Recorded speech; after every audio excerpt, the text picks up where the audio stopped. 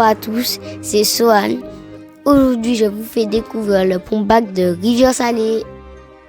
Beaucoup de personnes passent et repassent à côté, le plus souvent sans faire attention. Je vais alors vous raconter son histoire.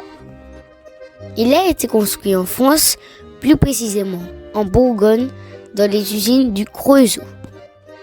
Il a bénéficié de la même technologie que pour la Tour Eiffel. Après sa construction en France, il a été assemblé en Martinique en 1892 par l'entreprise de M. Léonce Perriola, un entrepreneur de la commune du Saint-Esprit. Cet ouvrage d'art révolutionnaire pour son époque est unique en Martinique. Ce pont était le passage obligatoire pour le trafic routier. Les voitures passaient dessus pour se rendre dans Rivière-Salée ou après, et ça, jusqu'à la fin du 19e siècle.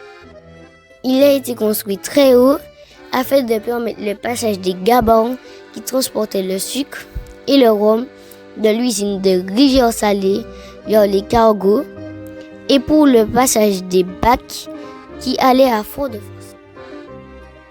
Le pont Bac a été abandonné dans les années 60 pour laisser place à la RN5. Avant la création du pont, il y avait là un débarcadère où se faisait la traversée entre Rivière-Salée et Fort-de-France sur des bacs. C'est d'ailleurs pour cela que ce pont qui a remplacé la traversée en bac s'appelle le pont Bac.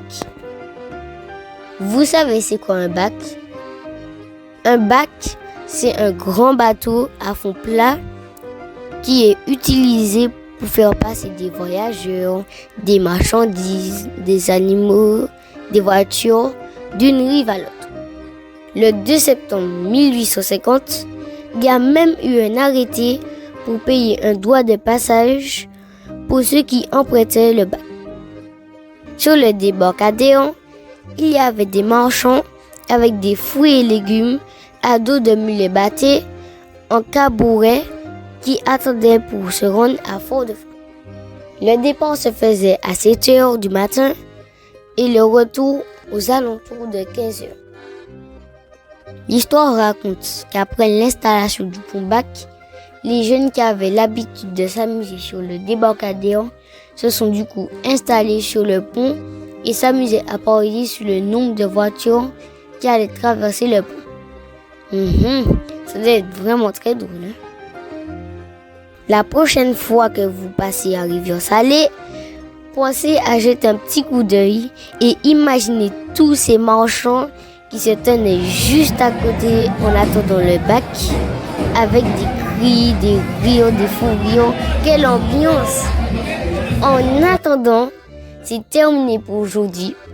Je vous donne rendez-vous bientôt pour une prochaine découverte. N'oubliez pas de liker, de vous abonner, de partager et de me laisser un petit commentaire. À bientôt!